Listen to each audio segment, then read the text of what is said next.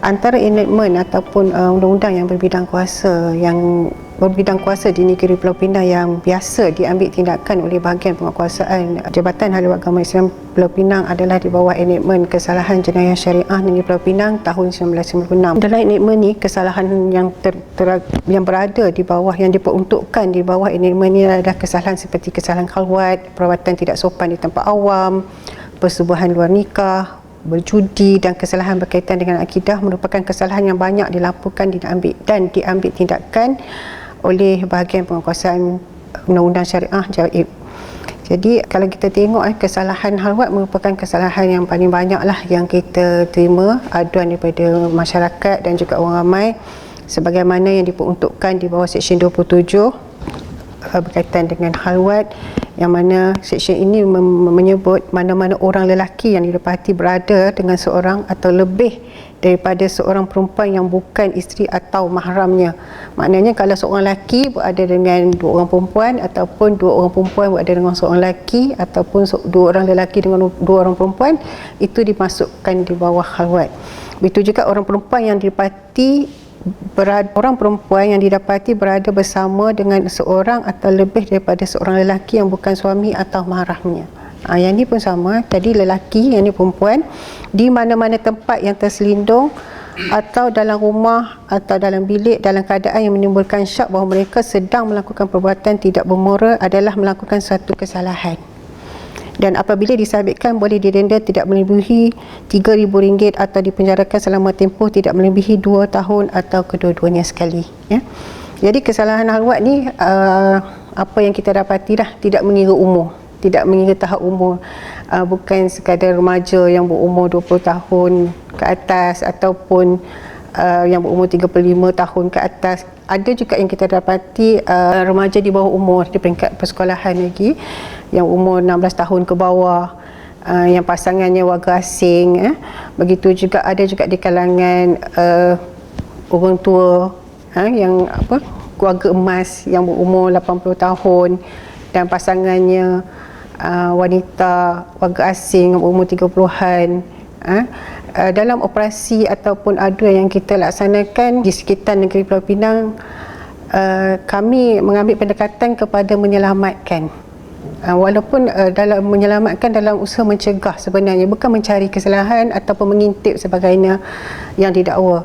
Kita buat adalah dengan niat untuk menyelamatkan mereka daripada terjerumus terus pada melakukan perbuatan zina. Ada kes yang kita pernah, biasanya kesalahan-kesalahan ini banyak berlaku pada musim-musim perayaan lah. Contoh Hari Merdeka, kalau kita ada cuti tahun baru, New Year, ataupun ada juga di kalangan muda-mudi yang menyambut Valentine, 14 Februari. Jadi kami bukan sengaja mencari, tapi kita lebih pada menyelamatkan supaya kita tidak pergi kepada kesalahan zina ataupun kesalahan yang lebih berat seperti berlaku persubuhan tanpa nikah di bawah Seksyen 23 enactment yang sama. Jadi sebagai contohlah yang terkesan di hati saya, semasa operasi yang kita turut serta, kita dapat menyelamatkan seorang remaja berumur 16 tahun yang tinggal dengan nenek. Ibu bapa bekerja di luar. Dia usaha naik motor daripada jauh, check-in hotel bersama dengan pasangan dia. Tapi semasa kita buat pemeriksaan, kita panggil istilah pemeriksaan, mereka baru masuk. Jadi tak sempat melakukan sebarang perbuatan tidak bermoral lah.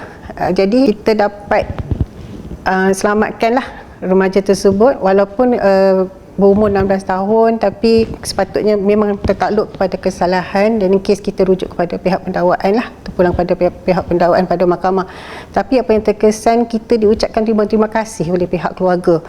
Sebabnya ialah anak-anak remaja sekarang ni dia bagi tomat pergi rumah kawan kan, jumpa kawan, tapi yang sebaliknya berlaku check-in hotel bersama pasangan. Jadi itulah, tak termasuk lagi pelajar-pelajar IPT, IPTA, IPTS, begitu juga suami orang, isteri orang, warga emas, warga negara, warga asing. Jadi bermacam-macam kes yang kita terima tu, kita lebih kepada memang kesalahan, bila berlaku kesalahan kita akan rujuk pada pendakwaan, pihak pendakwaan untuk tindakan selanjutnya di mahkamah syariah. Walau bagaimanapun dalam masa yang sama kita juga mengambil pendekatan, memberi hikmat nasihat, memberi panduan dan juga memanggil waris lah, untuk supaya pihak waris mengambil tahu berkaitan dengan tindakan dan juga aktiviti anak-anak mereka. Sebagainya kalau kita rujuk lah, kita risau berlaku, kalau kita tengok isu pembuangan bayi kan, kita bimbang kalau kita tidak selamatkan di peringkat ini, kita akan pergi kepada peringkat yang lebih jauh lagi seperti mengandung tanpa nikah dan akhirnya menjurus kepada isu pembuangan bayi. Sebagaimana firman Allah dalam surah Al-Isra ayat 32, wala taqrabuz zina innahu kana fahishatan wa sa'a sabila, yang bermaksud, dan janganlah kamu mendekati zina, itu sesungguhnya ia merupakan satu perbuatan yang keji dan satu jalan yang buruk. Itu dah memang firman Allah pun, Allah sendiri pun dah melarang dah, jangan hampiri, apatah lagi kita melakukan perbuatan zina.